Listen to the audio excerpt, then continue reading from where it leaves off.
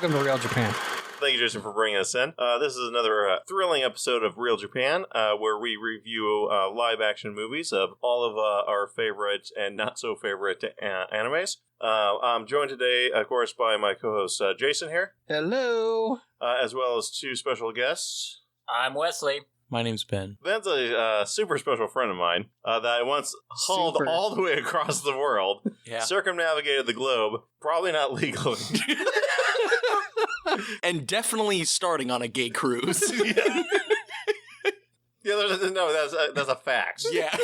No, it was the pre-gay cruise. Pre-gay? Oh, yeah. It's where all the American gays got to Barcelona to get on the super gay cruise out of that one. Okay. And the Mediterranean. Wes is co-host of Odafe Suzume. Odafe Suzume, yeah. I can't say my wife it. tells me what to watch, and then I try to tell her, but she never does it. Shocking. I am shocked. It's okay, she doesn't listen to Real Japan. Yeah. I don't think anybody does. I listen to it. Oh, you do? Yeah. Oh, well. We are having delicious amaretto sours brought to us by Ben. You're welcome. Bunch. I'd clap and I'm drinking. Yeah, or snorting it. We learned Wesley can't drink. Recording was paused by about 5 minutes where he just spit at his drink until it exploded in his face 3 times. For our Patreon subscribers, we'll do a redux of it. I don't think you could have that recording. It's got things that are not public friendly. For Ultra Patreon aficionados, they can get that as well. It's true, and if you want a live action version, come to 18 Plus Jeopardy, Komori-Con, Portland. 20XX. We don't want to date ourselves. Yeah, when they listen to this in the future, we don't want them to know when it came out. We're watching a movie from 1991, so... Yes, a very good movie, which you can find for free on YouTube. But don't trust the first one. It cuts off 5 minutes too early, and you have to go find another one and fast forward. Yeah, the movie is 91 minutes long, so look for the one that's that length. And don't watch the HD one, because it's in German. I mean, that could be good, but... That's some intensity. Yeah. Actually, I'm after we record this, I'm going to watch the German one. Okay. At least one of the scenes. You want to see what it's like. So what East German. Is it East German? I said it's German. It's like The a wall's very fallen, specific... man. Not in my Not heart. 1991. Well, it depends on the year. Part of the year. The wall started falling in 89. Wasn't that when they started tearing it down? No, it finally went down. Which wall are you talking about? The Berlin Wall. Oh, I was Not talking the about the one Iron Wall. Yeah, Riki-Oh Iron. knocked down the last part of the Berlin Wall, as we learned in this film, right at the end. The movie takes place in 2001 A.D. Have we actually said the name of the movie yet? No, we don't get into it that much till we get further into the podcast. Oh, Yeah. fair enough. Yeah. But yes, we're watching Riki-Oh, The Tale of Riki. We watched the live action. Jason, for one of the first times ever, has actually seen the anime. Yes. I sometimes watch those. Those are the animated things, right? Yes. Okay. Yeah, also Okay. I made him. Yes. It's like, we're going to have 2 people that actually haven't seen it, so you're going to have to watch it this time. Okay. As I was being hogtied and bound to the chair. That's for our Patreon subscribers Some here. people pay good money for that. That's unrelated to the watching of the film. Don't drink when I'm making jokes. We've learned that this is poor For those recording interested in etiquette. our hog tying procedure, join our other podcast, Shibari, Ropes and You. So, Ben, since this is the first time you're on our podcast, why don't you give us a little bit of a background on how much anime you've watched? It's real hit or miss. It's very random, the things that I watch.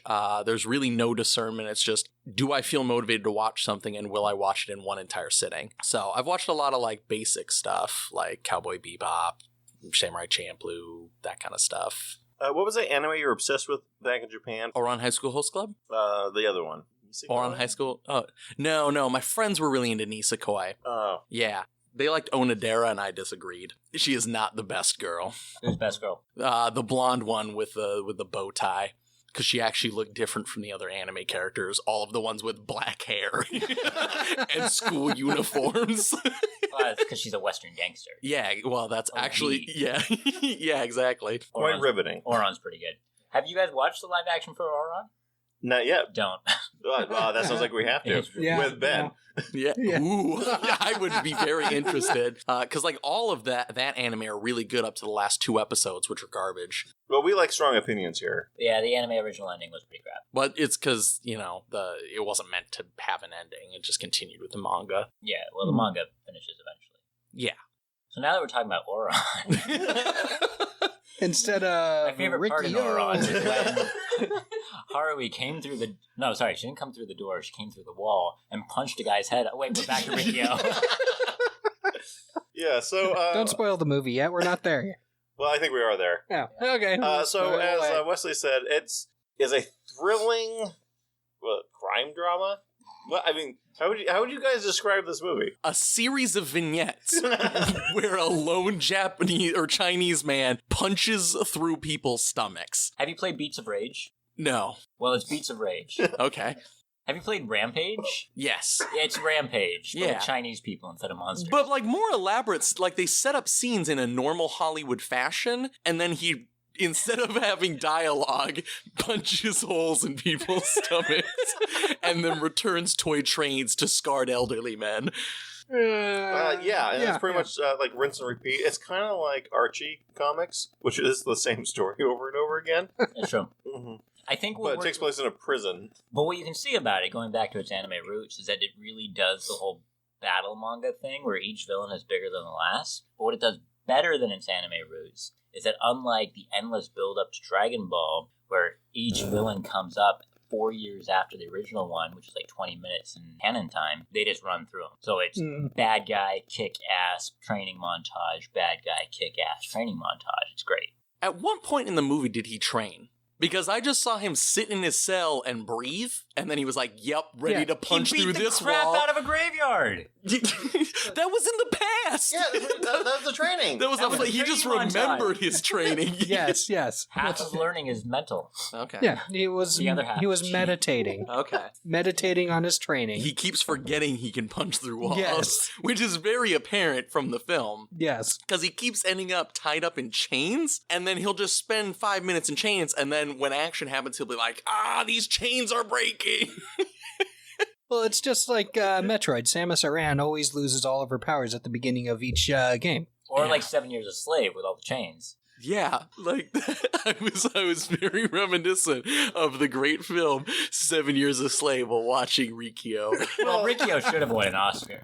Well, it's true. Yes. I mean, he spent 7 days in chains in a pit. The first guy he killed is named Oscar. Buried alive. I think if you kill someone named Oscar, then you're automatically disqualified. Oh, damn. So the premise of the movie, as we've danced around this, is this martial artist, freak of nature, love-struck boy, enters into the prison system to find out who is making heroin, and then finds out who is making heroin, and then proceeds to punch everybody between him and the heroin. Yeah. Well, no, he burns the heroin halfway through. Yeah. And then keeps punching people. Yeah. Well, yeah, because they were still in the way. True. Yeah. Which I found really funny because he kept referring to the people making the heroin as like, you killers, as he's punching holes through people's chests. Which I don't think he understands that growing a plant is not akin to hole punching. To explain Ben's point, though, I think one of the weak parts of the film for me was, like, they jump right into the story, but they keep doing flashbacks to kind of set up to where he's come from, and I'd rather just have it all in one go. Yeah. Not like, flash to, 2 years before. Yeah, like whenever he gets captured for no apparent reason or allows himself to be captured, they throw him in solitary confinement or some other random thing where he's bound. He does some meditation where he thinks back on his past and does either a training or relives his life with his girlfriend, and then the next villain comes up, he busts out of his change, which comically get bigger and bigger throughout the movie, and proceeds to punch him in the chest. Or the stomach or arm. Yeah. The weirdest part with the flashbacks is how, to go back to my Archie reference, they're all like sweater vests. Yeah, he's dressed ascons. preppy. Yeah. Yeah. And it's probably one of the weirdest reasons to go on a rampage. His girlfriend got killed by drug peddlers. No. His girlfriend ran out of the building and just ran off the top of a building. Because she was being chased by drug peddlers. Not really, because she was just there, and then the boss was like, I don't want her here, get rid of her. And then she woke up and ran up the side of a building. Yeah, she was being threatened by drug peddlers. I don't think she knew that.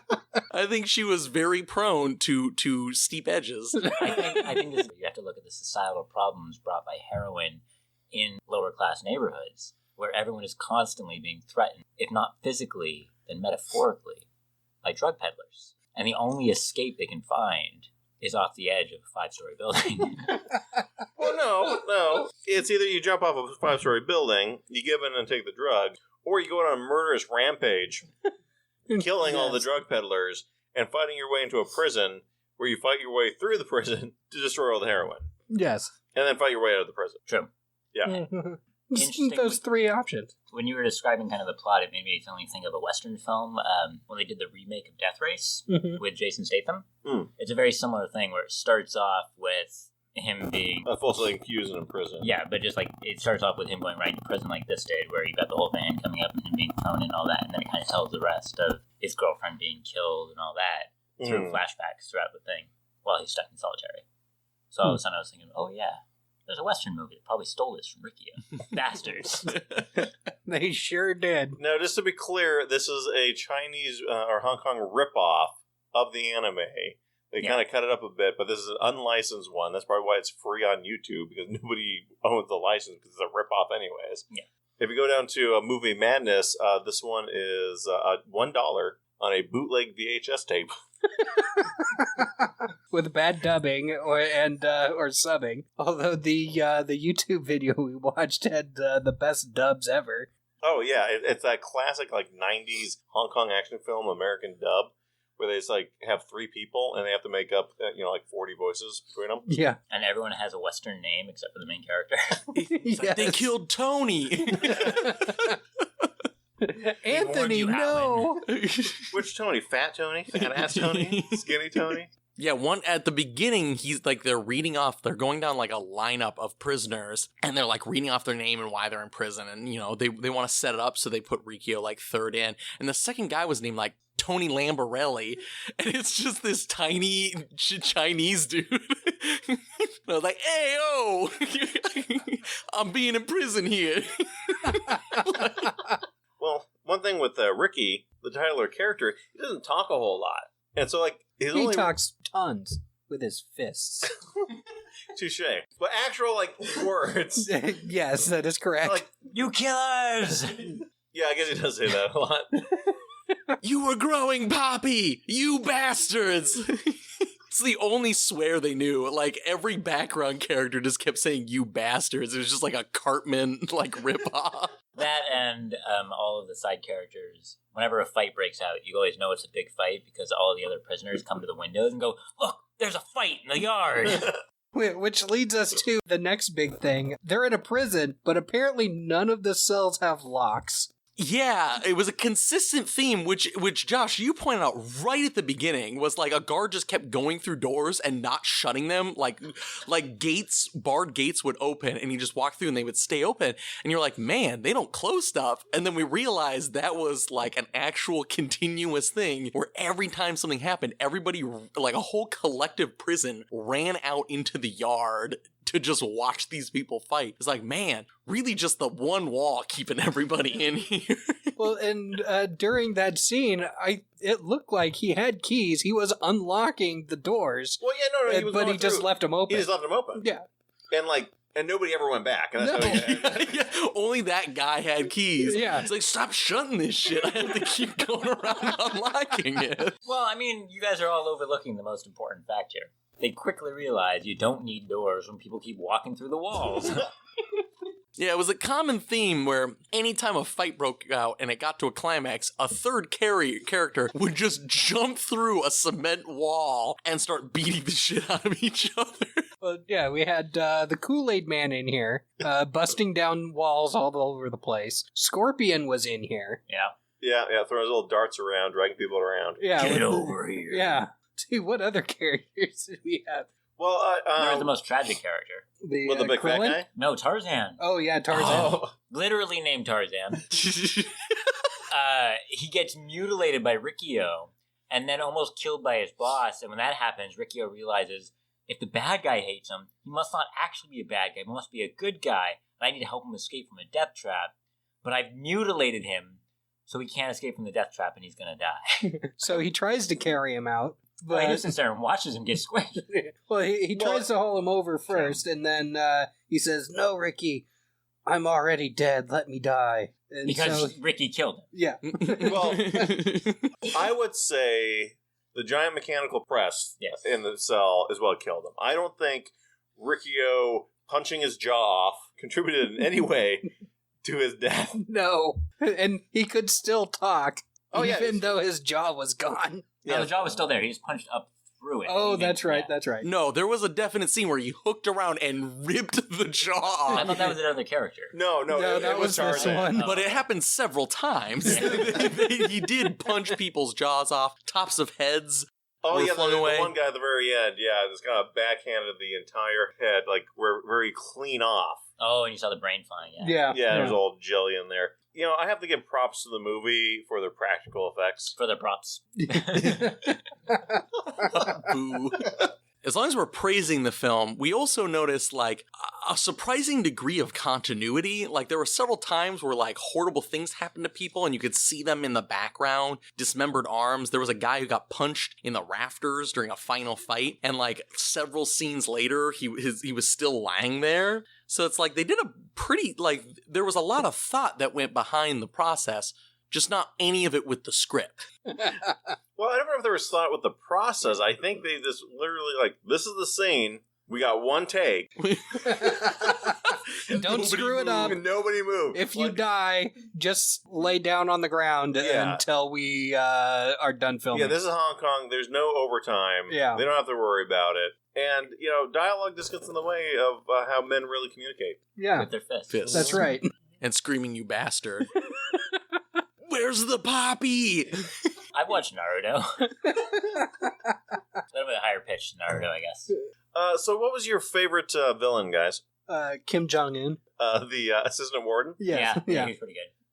I did really like Oscar, just because he has this great scene where he looks at Ricky and goes, "Ricky, I'm dying, but you're dying with me." And then he cuts open his stomach so he can grab his intestines to strangle Ricky to death. Yeah.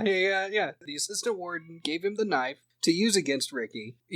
Ricky pops Oscar's eye out, so he thinks he's going to lose. So yeah, he cuts his stomach open, pulls out his intestines, and tries to choke Ricky with it. Yeah. Yeah. The worst part of that scene really is those damn birds. Because when he punches in the back of the head and the eye pops out, 3 crows out of fucking nowhere. You don't see birds anywhere else in the whole movie. They show up and they eat his eye. Yeah. Yeah. That's what crows do. That's fucked up. That's what crows do. Yeah. It's the most vicious thing that happened in this movie. Besides the several literal meat grinder scenes. It was a murder of crows. They had to. Ben, what about yourself?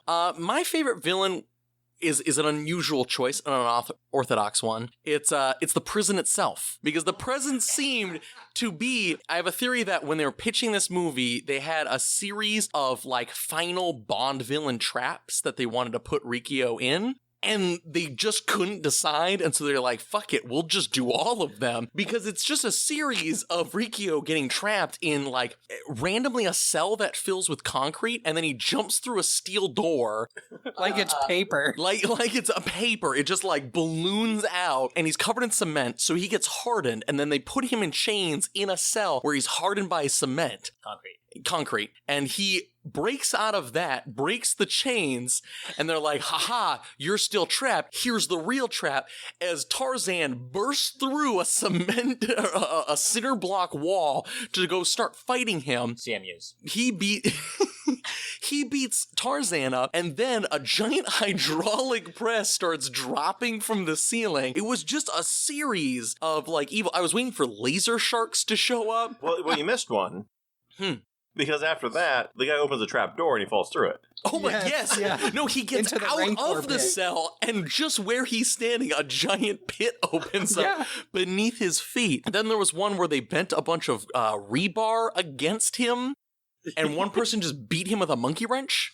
Yeah. Several times until another character, one of the big baddies, 80s synth pop person, Yes. walks up and is like, no, let me do that, and then takes the monkey wrench and proceeds to beat the shit out of him. He fills his mouth full of razors and then slaps yes. until Yeah. the razors go through his cheeks. No. That's after he first bent one of the rebar things into his crotch. Yes, to make him open his mouth so he Yes. can then shove all the razors into his mouth and then Yes. duct tape it shut. So, I mean, continuity, the highest order. Yes. Yeah. But the continuity stays there because then the warden walks up right after that and starts to taunt him, and then Riki-Oh spits razors onto his face. So yeah, the frequent pit traps and just wacky hijinks beyond the combat were my favorite villain. So, but was the prison a villain, or was it simply a victim of those who wished to use it? He definitely, in the very final scene of the movie, spoilers, goes, we're getting out of here, and the final boss music plays, and he punches a hole in the prison wall, and then they all escape. No. Nope. Only Oh no, only he walks out Yeah. while everyone else jumps up and down and points, like every other scene in the movie. They can't survive outside those walls. No, No. they just point. Yeah, I just like to point out the size of the wall, the hole in the wall.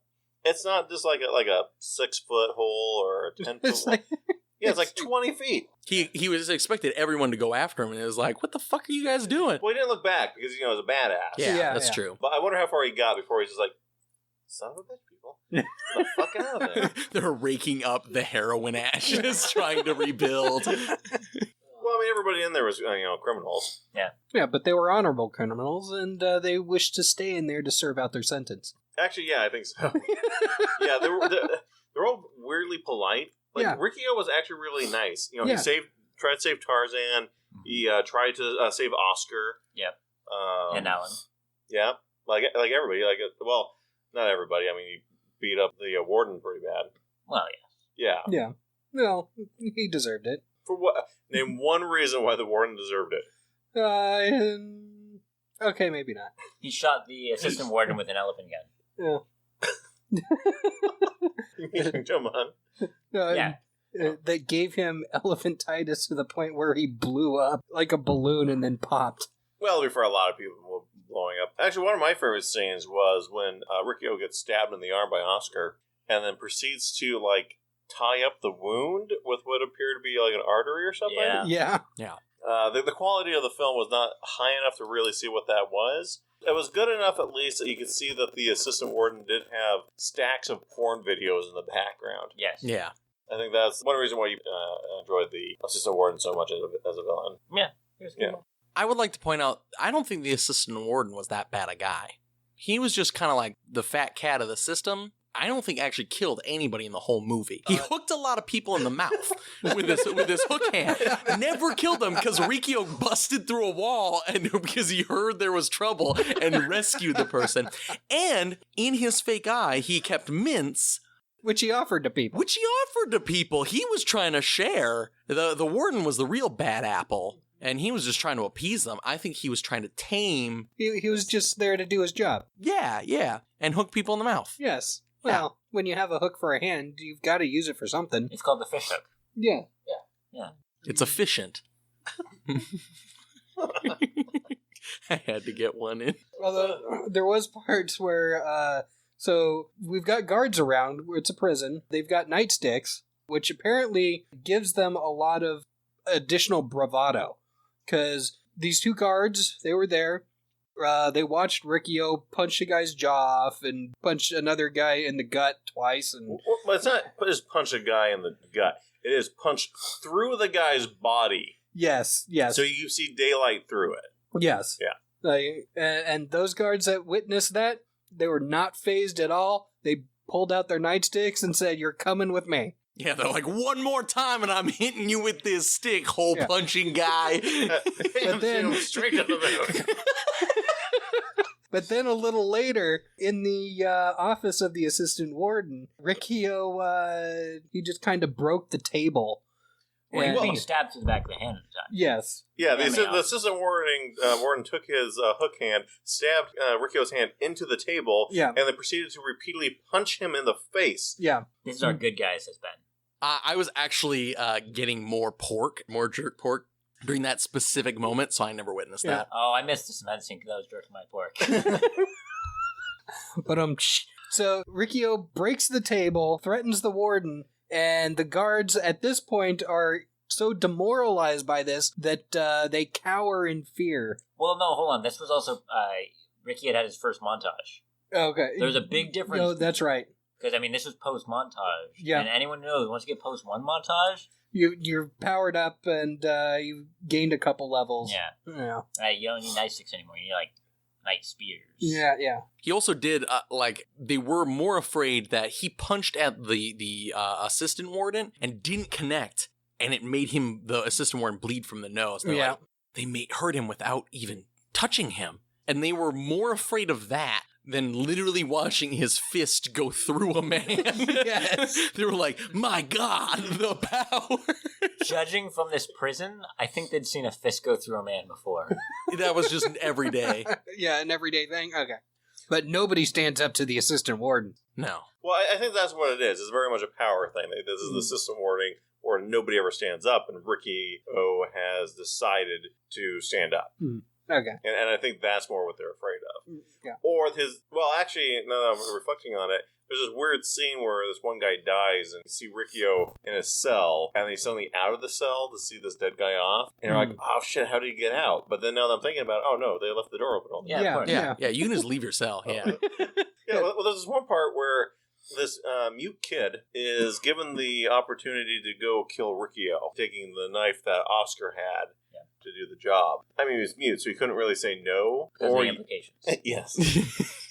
But for some reason, the Master of the West wing took that as a no. I didn't really see him saying, no, I'm not going to do this. Well, he didn't say yes. Well, that's the problem. He has no tongue. He took it, he turned around, got to the door, stopped, and started shaking his head. No, I don't want to. No. Well, not in every culture does that mean no. Yeah. Okay. We learned that. The hard way in Bulgaria. But then the guy's just like, I'll just take the knife and I'm going to skin his face off. Yeah. And then I'm going to wear his face home to his family, and I'm going to live as him for years until his daughters go to college. No, his family had already been killed by Riki-Oh. Oh, okay. Fair enough. Yeah. But at that where Italian's family go. Yeah, actually, he didn't even get killed by Riki-Oh. He killed himself by ripping out his entrails and trying to strangle Riki-Oh. Yes. Yeah. But I mean, the main issue with, where this kid gets skinned alive is that, 50 prisoners find his body in some part of the prison grounds, at, midnight. Yeah. Like, Anthony. It's Anthony, the guy with no skin. I can clearly tell that's that mute kid. It's the only one. Well, like we said, they were 30 yards away from him. They could clearly see he didn't have a tongue. Yeah. In the middle of the night with very little light, but you could see he didn't have a tongue, so that's how they identified him. Well, or 30 feet maybe away. they all move in a pack. And so they knew who it was because they're like, well, who isn't here? Oh, you think they have a buddy system? Yeah. They're like flamingos. They just move shoulder to shoulder and point at fights. That's their survival mechanism. Well, yeah, because everyone that you saw go solo really ended up dying. Yeah, the guy early on that was like, oh, you can't use my towel. And bad move. Then he became Krillin because he lost his nose. Yeah, it was ripped right off of the planer. And then you had the one guy's like, oh yeah, Riki-Oh, you haven't eaten in 7 days because you were buried in a hole with no oxygen. Here's some rice and a good luck message in the plate. Bad move. Nope. You're going to be hooked on the jaw and dragged through the prison. Yep. Yeah. There was that one scene with the riot police. There's a whole crowd of riot police and a whole crowd of prisoners, and they're all shouting at each other. And then one prisoner gets separated from the pack, and all of the riot police just start beating that one guy just savagely until Riki-Oh comes through and punches a hole through the riot police. And the riot shield. And the riot shield and his torso. And then a wall. And this is not just any riot police. This is Mad Max riot police. There's a guy with a giant, 1-foot spikes on the shoulder pad and everything else. And the thing is that once Riki-Oh punches the first one, they all run away, and all the prisoners chase after him, and you never see him again. Yeah. Yeah, because next time we see the prisoners tangoing with... They were with the normal guards. It was the normal guards. But they had the batons. Yes. Yeah. Yeah, so they had balls of steel. Yeah. And rods of steel. Now, the weirdest villain was a little German kid. What prison doesn't have a little German kid?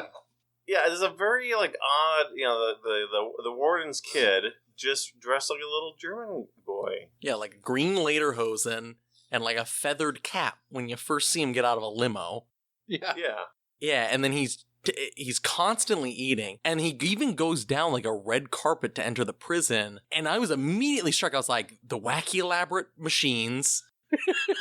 People dying, little German kid. This is the Chinese Willy Wonka.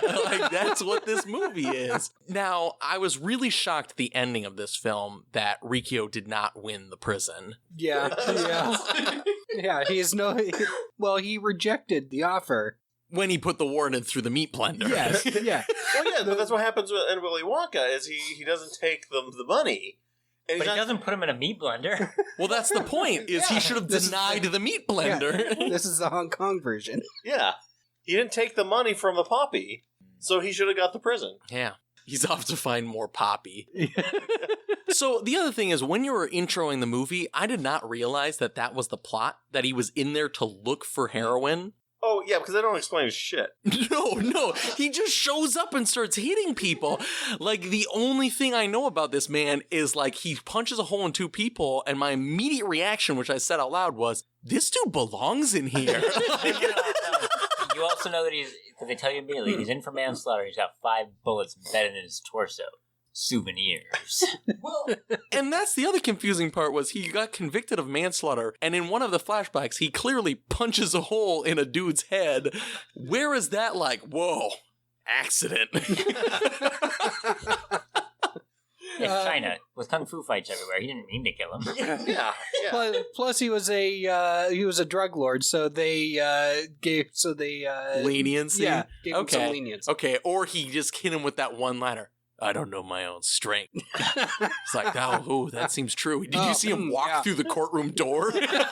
Literally through the courtroom door. He had handcuffs on. How'd he do it? Yeah.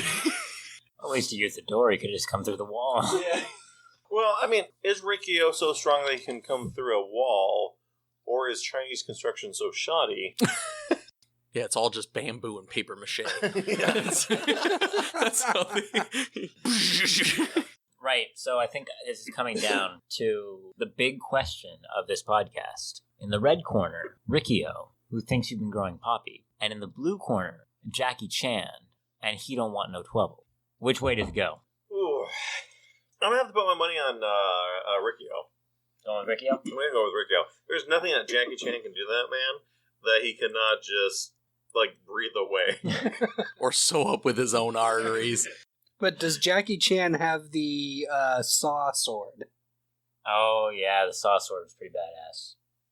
Which was actually... The saw? No, that goes back to the whole thing that the assistant warden gives Oscar a knife to fight Riki-Oh. When in the scene before, Oscar cut halfway into a man's head with a giant saw he was carrying through the cell block.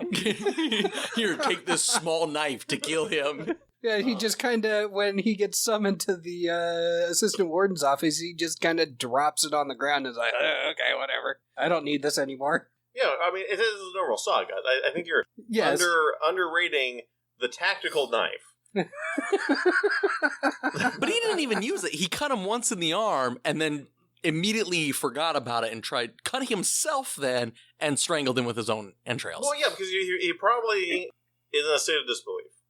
He cuts the guy. He's like, oh, I made a good connection there. Your arm's ruined, Ricky. Literal thing what he said there. And then he watches Riki-Oh just, tie off something and then punches a bunch of things. Mm-hmm. Can we add in sound effects to this? You just did. Yeah. Better sound effects? There we go. And then he's like, well, shit, maybe this knife is fake. Maybe the assistant warden's setting me up. And I think that's why he stabs himself in the stomach. to test the knife. To test the knife. Okay. He's like, oh God, this was real. It is real. Shoot. I was saying that Death Race movie is a remake of this, but I think this goes deeper, and I think they remade this as an anime just a couple seasons ago. It was Kill la Kill. Because you've got Ryuko as Riki-Oh, it even sounds the same, shows up in this walled compound where there's 4 generals, and she has to fight through them to get to the leader.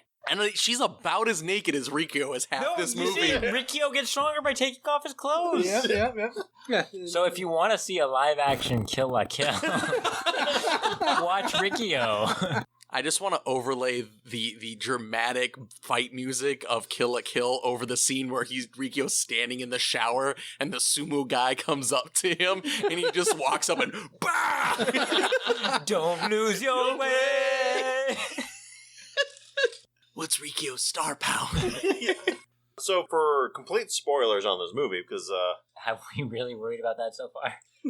usually we say spoiler alert and then immediately say the spoiler. Oh. But this year we say spoiler alert first. So, yes, the end, the warden, he clearly has to be the strongest person here, but comes out looking like kind of a frail, middle-aged man.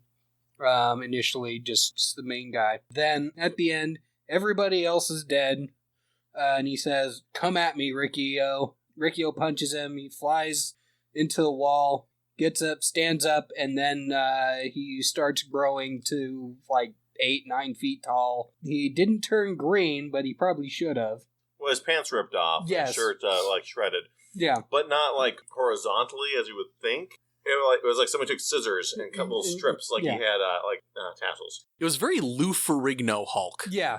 Exactly. It very, very much reminded me, but taller and with a fake plastic head. Yes. And then throughout this, Riki-Oh he mans up to the challenge and puts him in a meat grinder. Well, I mean, it's a lot more work than that. I mean, he goes to the signature move. Like, we all watch Shonen here, so, it usually builds up to a signature move. Mm-hmm. Whereas Riki-Oh's signature move is...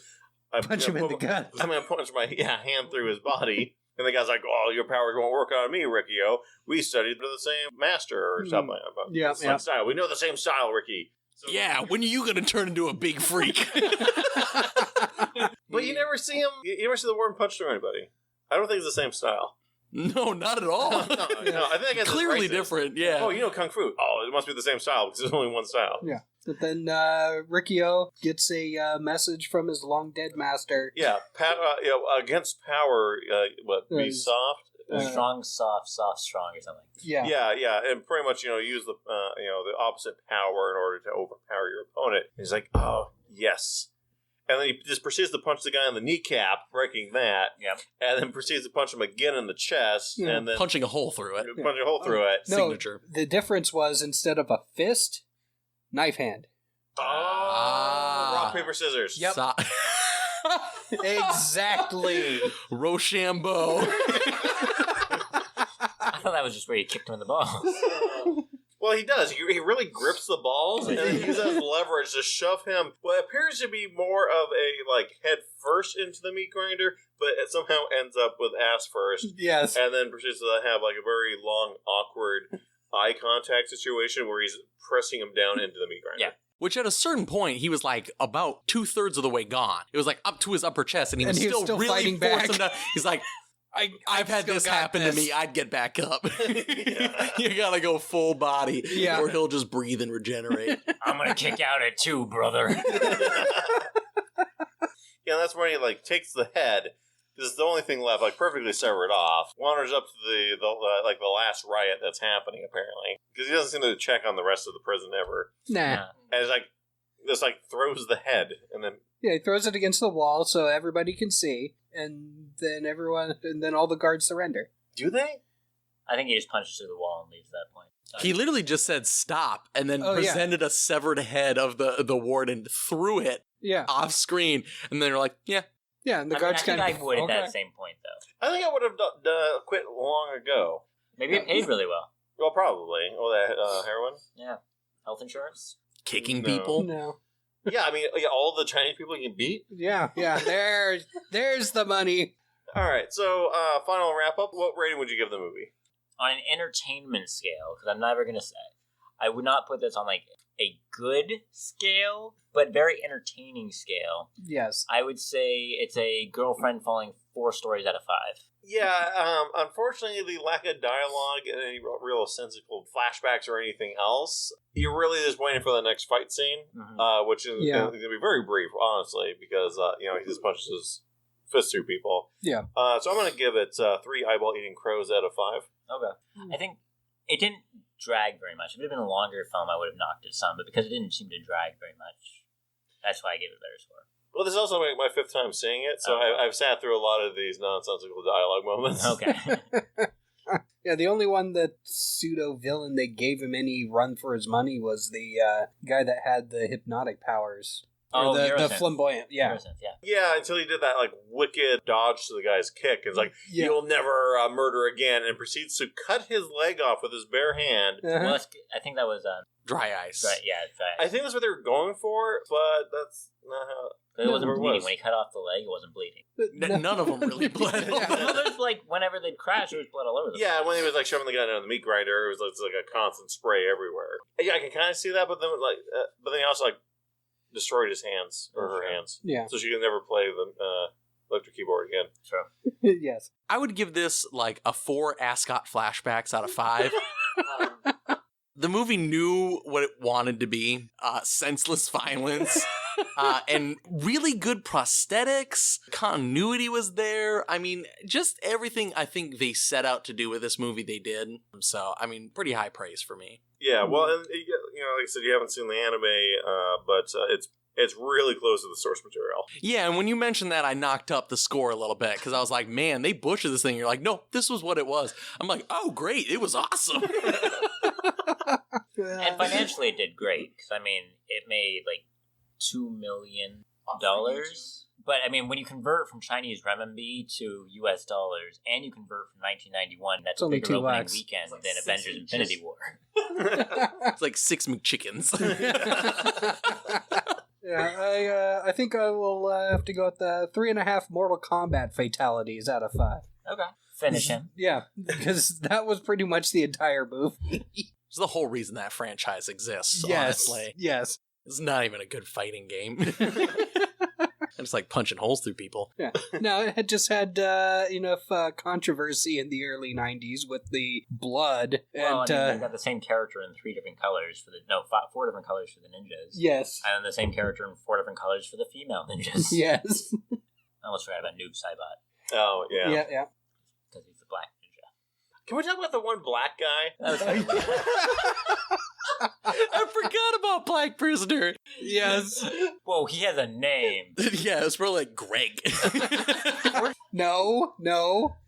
They gave him a Chinese name because everybody else had an English name. All things equal. Yeah, as they were panning through a whole group of just one set of prisoners, we just noticed that it was like Chinese, one black guy. Chinese. I'm not sure it was a black guy. It might be a guy in blackface. Which is even more interesting that they gave a Chinese dude a perm and blackface. Because like, man, we gotta up the value of this movie. There's not enough diversity in this movie. It's the 90s. It's Hong Kong. We gotta have something. Yeah, we have the very effeminate 80s synth pop band later. Here's your $50. Here's your token black prisoner. This has been Real Japan, everybody. Visit us at www.andybroscreative.com. Make sure to check out our other podcasts, including Otofe Suzaku. And we'll be running Jeopardy at KomoriCon this year, every year, if they let us in. I like those jackasses in Sakuricon. Bastards. Yeah. And if you like Dungeons and Dragons, I have a podcast called Murder Dice. Watch it. Where can we find it? Everywhere. It is ever present in all things. It has always been and always will be. Can you narrow it down a bit? Or do you not want to be associated with us? What? Because I've tried to find it. It's only on iTunes. I'm not going to download that shit. It's on Spotify. Oh. And Google Play. I thought the only thing on Spotify... No, that's SoundCloud that has rappers. Lots of places have rappers now. Yes. Well, we also have Fujoshi Trash Talk. Yeah, but they're not here, so I don't get a plug. Okay. Stricken this from the record. Fix it in post. Thanks, everybody. Good night.